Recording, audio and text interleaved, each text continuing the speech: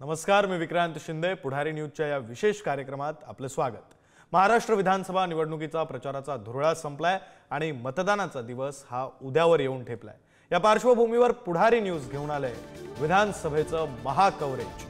महाराष्ट्राची सत्ता मिळवण्यासाठी बहुमताची 145 ची मॅजिक फिगर गाठण्यासाठी महायुती आणि महाविकास आघाडीची जोरदार रस्सीखेच सुरू आहे. त्या संदर्भातील प्रत्येक बातमी आणि विश्लेषण हे पुढारी न्यूजच्या प्रेक्षकांना पाहता येणार आहे. येत्या 23 नोव्हेंबर पर्यंत, निकालाच्या दिवसापर्यंत दररोज प्रत्येक तासाला.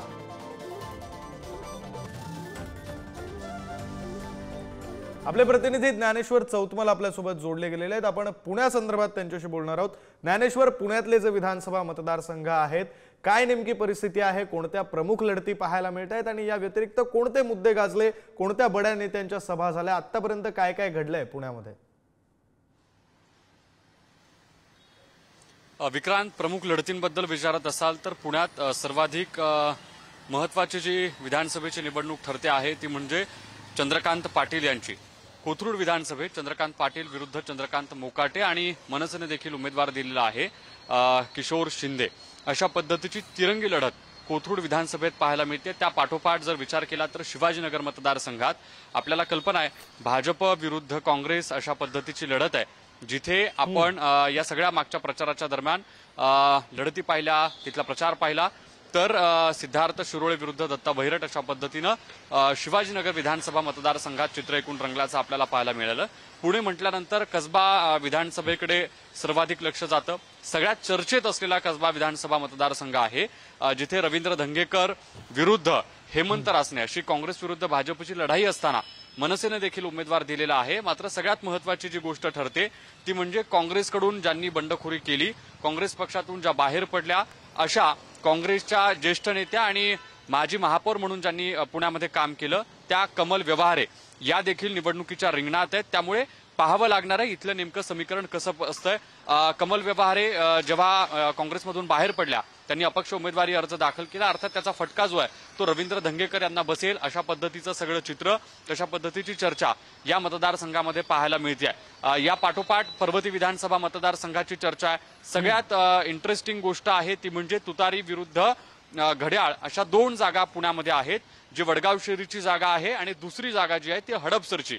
इथे कशा पद्धतीनं निकाल लागतात हेही पाहणं अत्यंत महत्त्वाचं असणार आहे. आपण जर प्रचाराच्या मुद्द्यांबद्दल बोलायला गेलं तर इथे पंतप्रधान नरेंद्र मोदींची सभा झाली आणि पंतप्रधान नरेंद्र मोदींनी पुण्यातल्या त्यांच्या सभेत जे मुद्दे मांडले ते फक्त काँग्रेसवर टीका करणारे होते. ज्ञानेश्वर, मुख्य लढती कोणत्या आहेत, कोण विरुद्ध कोण, कोणता पक्ष विरुद्ध कोणता पक्ष, या संदर्भातली माहिती तुम्ही दिली. आता बालाजी पोद्दार आपले प्रतिनिधी जोडले गेलेत, आपण त्यांच्याशी बातचीत करूया. बालाजी, पुण्यामध्ये कोणत्या मोठ्या नेत्यांच्या सभा आतापर्यंत झाल्यात आणि कोणते मुद्दे हे प्रामुख्यानं पुण्याच्या या विधानसभेच्या निवडणुकीमध्ये गाजताना आपण पाहिलेत?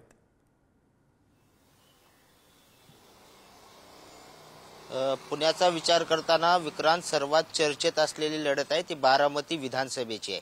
काका पुतण्याची इथे लढत आहे. 35 वर्ष पवार घराण्यांचं जे वर्चस्व होतं त्या वर्चस्वाविरुद्ध आता सुरुंग लागतो का काय अशी सगळी परिस्थिती आहे. आणि या ठिकाणी स्वतः उपमुख्यमंत्री जे उमेदवार आहेत अजित पवार ते ठाण मांडून होते. शरद पवारांच्या सभा झाल्या, अनेक बड्या नेत्यांच्या सभा ज्या आहेत त्या या ठिकाणी झालेल्या आहेत. दुसरा मतदारसंघ आहे तो इंदापूर मतदारसंघ आहे, ज्या ठिकाणी हर्षवर्धन पाटील आणि दत्ता मामा भरणे हे दोन राष्ट्रवादीचेच उमेदवार आहेत असं म्हणावं लागेल, कारण दोन राष्ट्रवादी लढत आहेत आणि एकमेकासमोर या दोन्ही लढती महत्वाच्या आहेत. तिसरी लढत दौंडला आहे, ज्या ठिकाणी राहुल कुल आहेत जे भाजपाचे उमेदवार आहेत आणि रमेश थोरात जे राष्ट्रवादी तुतारी गटाकडून शरद पवारांच्या पक्षाकडून लढत आहेत.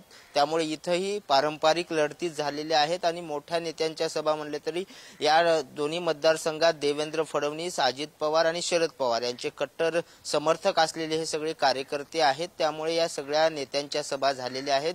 सुप्रिया सुळेंच्या झालेल्या आहेत. प्रामुख्याने ह्या परिसरामध्ये दौंड, भोर, पुरंदर या भागामध्ये ज्या लढती होत आहेत त्याचा परिणाम जो आहे तो संपूर्ण बारामती लोकसभेवरचा आहे आणि त्यामुळे या पवार घराण्यांचाच ही लढती आहेत असं म्हणावं लागेल. विशेष म्हणजे पुरंदरमध्ये महायुतीमध्ये मैत्रीपूर्ण लढत आहे असं म्हणावं लागेल, कारण संभाजी बालाजी सगळ्या लढतीमध्ये आपलं लक्ष असणारच आहे. यानंतर जाऊया तुषार झरेकर आपले प्रतिनिधी जोडले गेलेत. आपण पिंपरी चिंचवड विषयीची माहिती त्यांच्याकडून जाणून घेऊया.